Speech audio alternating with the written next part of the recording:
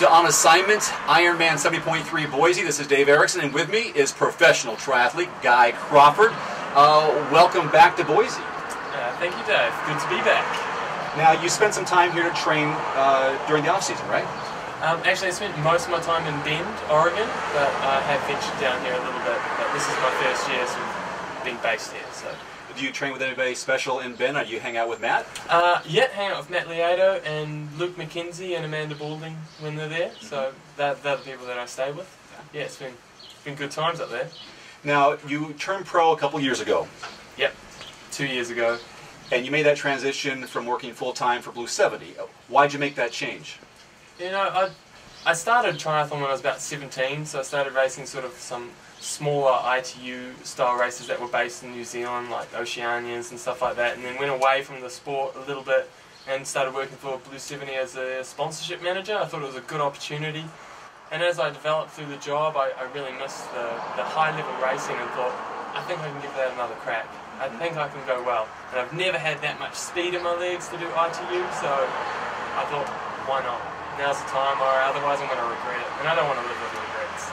I was talking to her earlier about do pro women secretly want to chick the men? Have you been chicked a few times?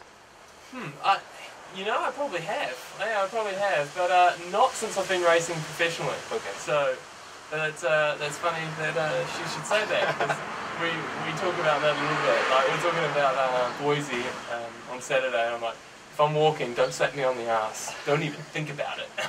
So what is it about this venue here at Boise? You've looked at the course. What's your impressions? It should be a good race. It's going to keep it honest on the bike, so hopefully it'll break things up a little bit. It's a flatter run course, so you know, I'm hoping for a good swim-bike combo, and that should split the field, but hopefully get rid of some of these runners that are coming through, because these are fast guys here with a lot of foot speed. So. And it's a flat course to run on as well. Yeah, exactly. So if we can, there's quite a few swim bikers as well, so that plays to my strengths, and obviously so if we can get rid of some of these runners, we're going to be stoked. How do you feel about this pro men's field?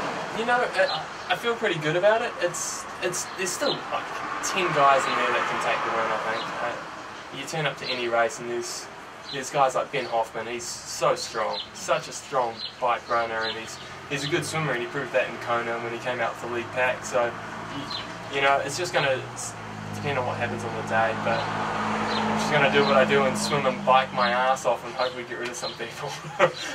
Do you have some pro aspirations? Any certain races you like to claim victory at? I definitely prefer the halves, because I've only ever done that one Ironman in Bevilaqua, so that was my first crack at that distance, and that's a long way.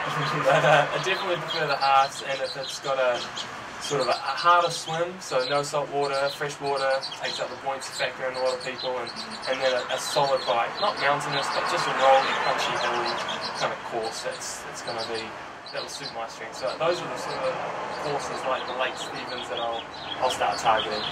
Do you have a goal race in mind that you'd like to win one day? Not really. You know, if I win anything, I'm going to be pretty stoked. So my goal is to win something. Yeah. So I definitely want to win a half, and that's a big goal of mine. But I'm not too fussed about where it is or, you know. Now, I noticed that Western Australia was the first race that both of you raced together in, and this will be your second race racing together in. Do you like that dynamic? Are you looking forward to that dynamic? Because usually you're on the sideline cheering the other on. Yeah, I love it. I love it when we race together. It's almost stress-free. You know, at the beginning you're a little bit stressed for each other, and then once the gun goes, it's, you know, you're in your own little space, and I'm like, she'll be alright. She's such a good athlete. But when you're watching on the sideline, if it's an Ironman, it's like a 9-hour stress day, or a half. It's a 4-hour stress day. So I think both of us definitely prefer it when we're racing together, because you get to share the build-up of the week together and calm each other down. It works really well for us anyway. Some athletes are shy or keep their goals close to the vest when it comes to how they want to do in a race. Yep. Do you want to say what your goals are for this race? I mean, you said there's 10 guys who can win it. Are you one of those 10 guys? If I finished in the top 5, I'm going to be very happy. You know, I got realistic goals, but at the same time, I'm just going to go as hard as I can. You know, if I get out the front like I did in Busselton, that'll be working in my favour. I need time on the run because I don't have the run legs. So, and most of the guys will know that. This is my strategy is pretty easy, and they're all going to figure it out. So, yeah, swim and bike my ass off. That's the strategy.